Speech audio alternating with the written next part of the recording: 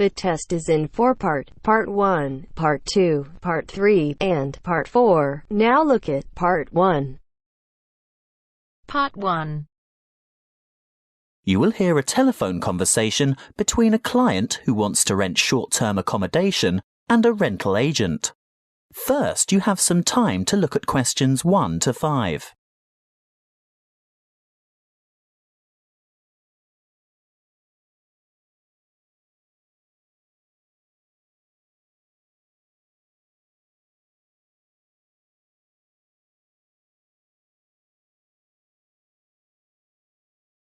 Now we shall begin. You should answer the questions as you listen, because you will not hear the recording a second time. Listen carefully and answer questions 1 to 5. Good morning. Ace Accommodation. How can I help you? Good morning. I'd like to organise some short stay accommodation on the Gold Coast, please. Certainly. Who am I speaking to? Miss McKinley. Sylvia McKinley. Could you spell your family name for me, please? It's Mackinlay. Thank you. And your first name is Sylvia? Yes. Is that with an I or a Y? A Y, the old-fashioned way. That's Sylvia. Thank you, Miss McKinley. Now, just for our records, can you tell me what country you live in? Of course. It's England, actually. I thought so. Now, when are you coming? Well, at the moment, we're planning on arriving on July the 26th. Oh, the 25th. That's the last day of the public holiday, and it might be difficult to find something available on that date. No, we're coming on the 26th of July. Oh, well, that's fine then. We'll have lots of good places vacant by then, although you wouldn't be able to move in until late afternoon, because our cleaning crew will need time to get everything ready for you. That suits us. Our flight won't get in until early evening anyway. How many of you will there be? Just my sister and myself. And how long do you intend to stay for? Oh, only a couple of weeks. We'd like to stay longer, but we'll have to get back to work. So, you're not coming on business then? No, it's just a holiday. Why, what difference does that make? Oh, you'd be surprised. Business people have different needs. You know, wireless internet, even fax machines and photocopiers. No, we won't need any of that stuff. We'll be coming to relax and get away from all that kind of thing. Before you hear the rest of the conversation, you have some time to look at questions 6 to 10.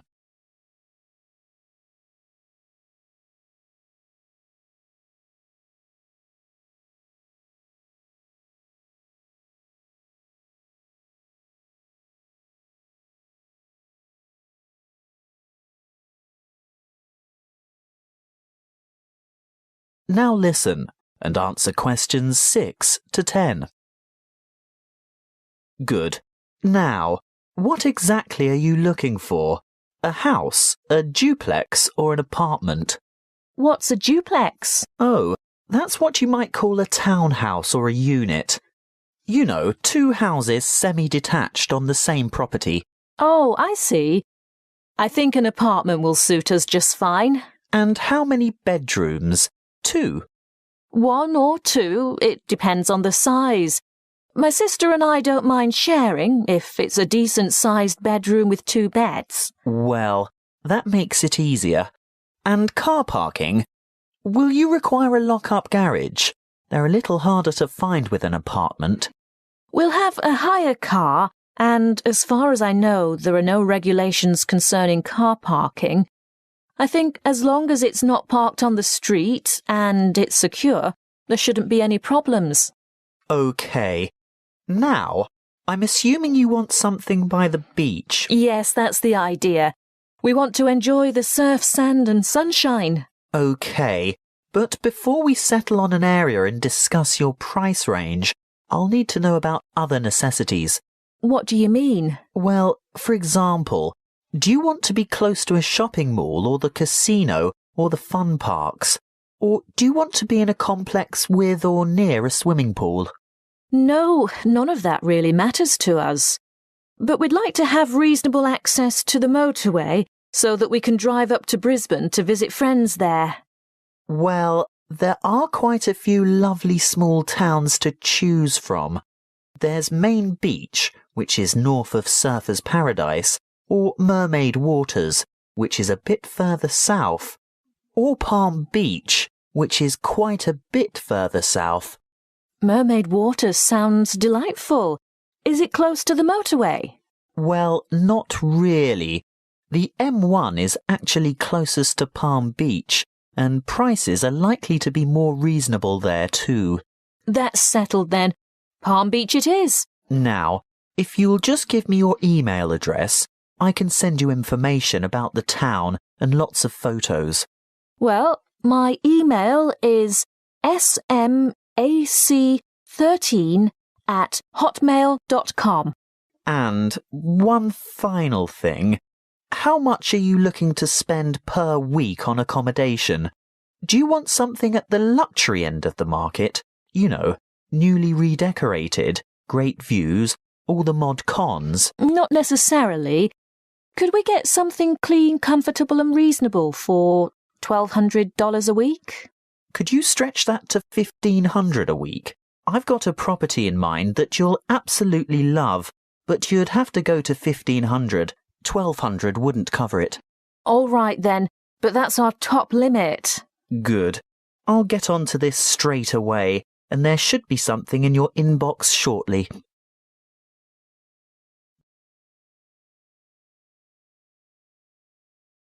That is the end of part 1.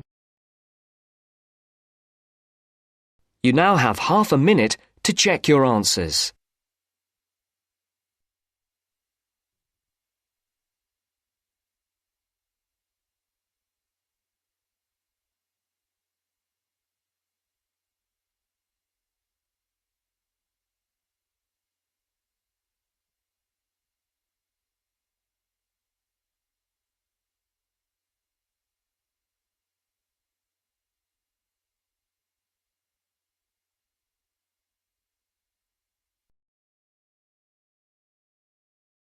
Now turns to part 2. Part 2. You will hear a student counsellor giving information and advice about further study. First, you have some time to look at questions 11 to 14.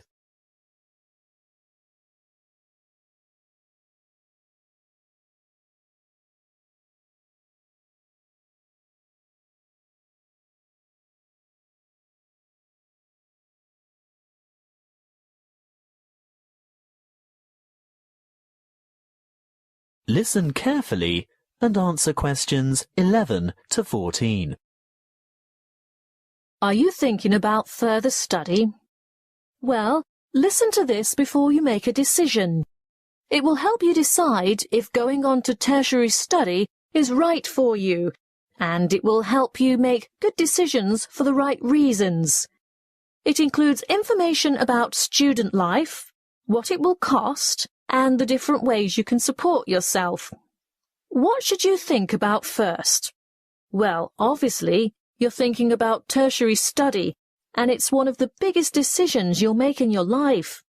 What you decide now will affect the rest of your life. It's the last year of high school for most of you, and you're busy and under pressure. Perhaps you're thinking of going abroad, getting a job, or working for just a year or two to save some money before getting back to study. Let's assume you're choosing to continue studying next year. It's important that you set yourself goals and plan how you're going to achieve them. First off, career goals. What career do you want to pursue, or what is it your parents want you to do? Then, you need to think about employment opportunities at the end of your study. Will your qualification assist you in finding a rewarding job? Thirdly, course selection. Exactly what qualifications will you need? For instance, a degree, a diploma, or something else. Now we're down to study goals. The number of papers you can study at a time and what sort of grades you would like to attain. Before you hear the rest of the talk, you have some time to look at questions 15 to 20.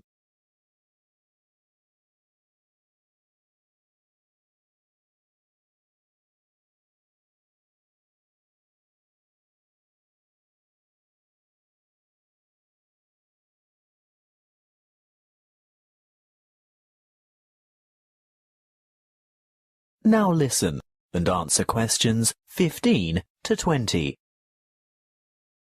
Now, how do you make all that happen? You might feel overwhelmed by all the choices, but there are people and agencies to help. Career Services is a great website with lots of useful information and a search tool for finding courses and providers throughout the country. Then, there are the tertiary education institutions themselves. Universities and institutes of technology, for example, have comprehensive information on their particular websites. You can find out most anything there. Many campuses have a student support association, and they can tell you a lot about what to expect. Don't be afraid to ask them anything. I'm sure they've heard it all before. It might also be worthwhile to make inquiries with potential employers to see if they will fund or partially fund your studies. If it is a trade you want to learn, the apprenticeship scheme will help you earn while you learn. That way you'll get valuable work experience while you're studying.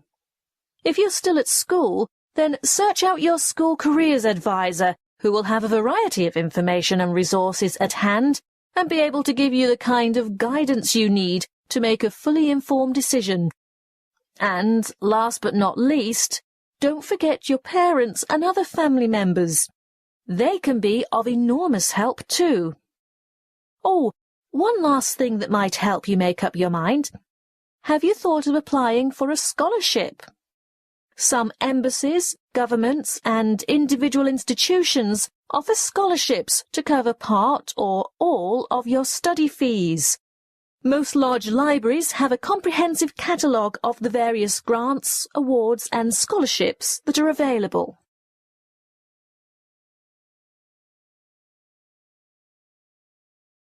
That is the end of part 2. You now have half a minute to check your answers.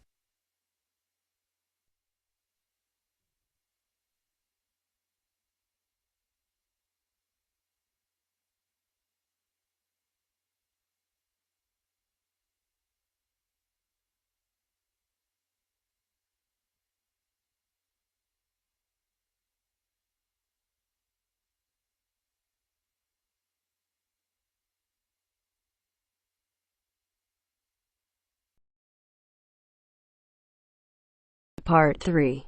Part 3.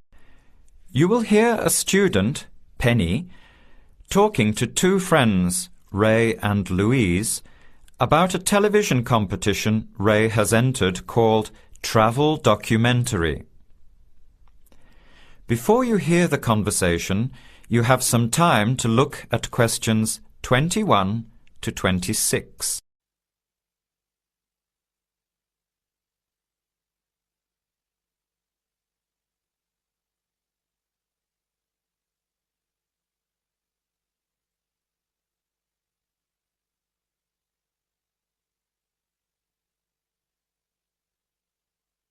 Now, listen carefully and answer questions 21 to 26.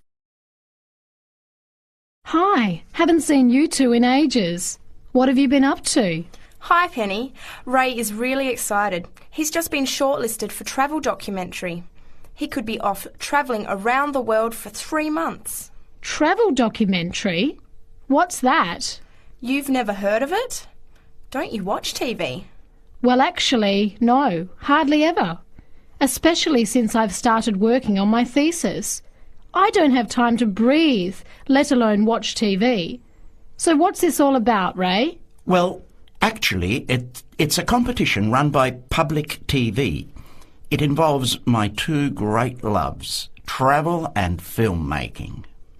Is it that program where people are sent around the world making documentary videos? I have heard of it. Fantastic! So you've been chosen? Not yet. I'm one of 34 selected for an interview next week, so I've made it through the first cut. Yeah, there were over 200 applicants from around the country. Pretty amazing, hey? Well, I've been lucky so far. What's the next stage? 13 are chosen from the interview to do a 4-week training course in documentary filmmaking. Then the 8 finalists get sent off with a video camera to travel around the world. Sounds incredible. What's the catch? The catch is that every 2 weeks you have to send in a 10-minute video from a different part of the world. It's broadcast on TV along with the work of 3 of the other competitors and judged by a panel of experts and the TV audience. So you're under a lot of pressure. Wow, I guess so. You mean you're on television every 2 weeks? Yep, that's right. But first I have to be selected. Do you have to have any filmmaking experience to apply? Some background in photography or video making helps, but you're not supposed to be an expert. In fact, you can't apply if you've already worked in filmmaking. We all get the same 4-week course, so we start with the same skills. Can you go anywhere in the world you want? Each competitor makes up his or her own travel plans and has to get them approved. Before the conversation continues, you have some time to look at questions 27 to 30.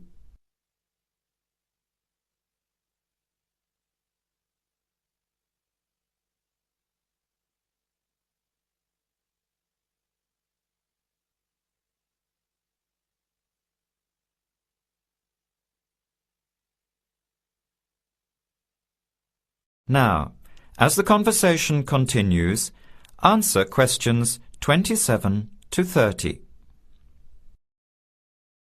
Have you talked with anyone else who has done it? As a matter of fact, just last week I met Sarah Price, a girl from here who did it last year. What did she have to say about it? She said it was the most amazing experience of her life, but it was really tough at times.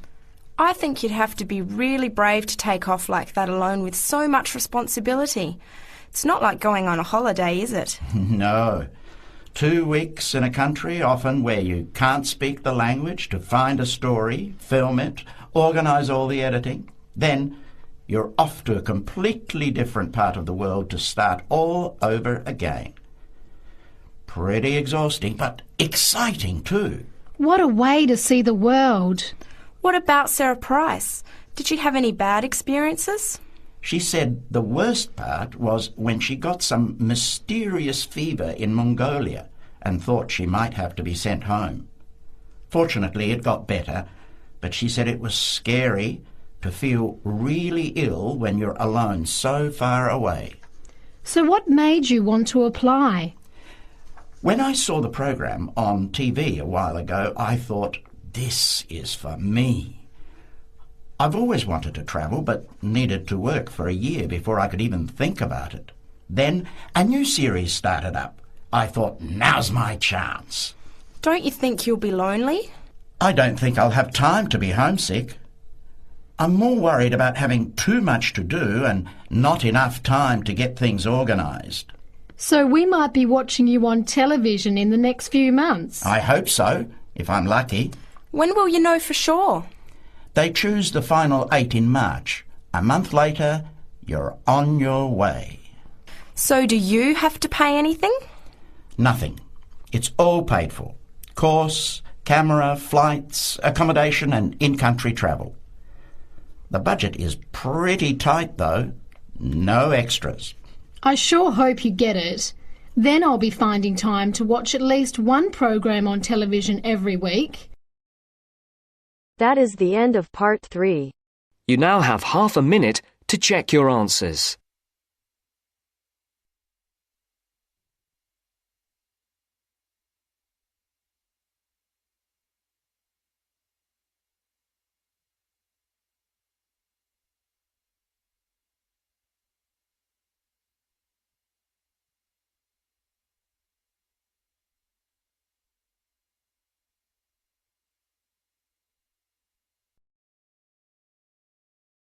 Now turns to Part 4. Part 4. You will hear a talk on the work of a printing department at a university. First, you have some time to look at questions 31 to 40.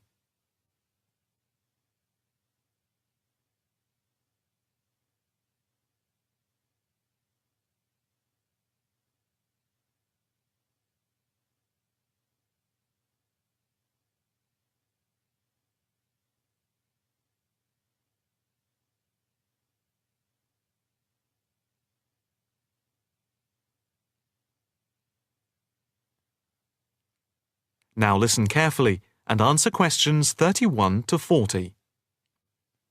I am here to give you a brief outline of the work of this new department.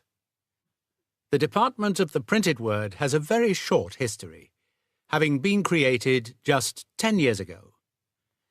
Some statistics to start with. The first intake of undergraduate students consisted of 20 students, which rose to 37 in the second year. And we now have about 50 in the first year, doing a wide range of courses, full and part-time. We have a thriving research department, with 17 students on the taught MA course and 7 students doing research full-time. In all, we have 9 full-time lecturers and 16 part-time lecturers who work mainly, but not exclusively, in our evening department. Of the total student body, approximately 21% are from outside the country, a number which has been increasing steadily over recent years. Although students from overseas have to reach a minimum level of competence in English before they follow a course at the university, some may require remedial help with their English, and we can offer help through the Student Support Services as part of the general assistance given to all students. For home students, both graduate and undergraduate, there are bursaries to help with travel and accommodation, for which I would advise you to contact Mrs. Riley at the end of this session. Increasingly, we are forging external links with organisations in the publishing world, and we have been very fortunate in that we have received money to sponsor not just various students within the department, but also technicians and lecturers. Each year we hold a series of lectures which are given by external speakers in the world of printing and the media. The series of workshops that you see around you have been built thanks to a very generous donation which has allowed us to develop our facilities for bookbinding and restoration. Now, the main work of the department relates to teaching the mechanism of printing. And as most printing is now so highly technological, all our students have to be computer literate. For those of you who are interested in taking a module in this department from another department, and who feel that you may not have the necessary computer skills, don't let the technology put you off. We have a number of specialist technicians who can support and deliver crash programs in the computing technology required. As long as you can switch on the computer, you are halfway there. We have what can only be called state-of-the-art facilities, especially for those wishing to move into the publishing world, working not just as printers, but also in editing, page design, layout, and bookbinding. With the extensive facilities we have for book restoration, some of our former students are now employed as expert book restorers and conservationists, skills which were once almost dying out. In the display, you will notice samples of work on book cover design, and as well as having all the necessary computer programs for dealing with printing, we have some old printing presses. Despite being largely a modern department, we do have an increasing interest in research into the history of the printed word, ranging from early European to Chinese and Japanese printing techniques. We have in fact some very well-known experts on early printing in Europe in the 15th and 16th centuries. If this area appeals to you, you can talk to Dr. Fred Clare afterwards. From China, we're lucky to have as a visiting lecturer Dr. Yu, who is an authority on early Chinese manuscripts and printing machines. If you're thinking about doing a module with us, or you are interested in doing research after you have finished your first degree, the person to talk to is Professor Clarkson, who will be able to give you all the details. For postgraduate research, you should really be thinking about applying now, even though we are only in December, as the department now attracts large numbers of people, and we always have many applications for each research position. That is the end of part 4.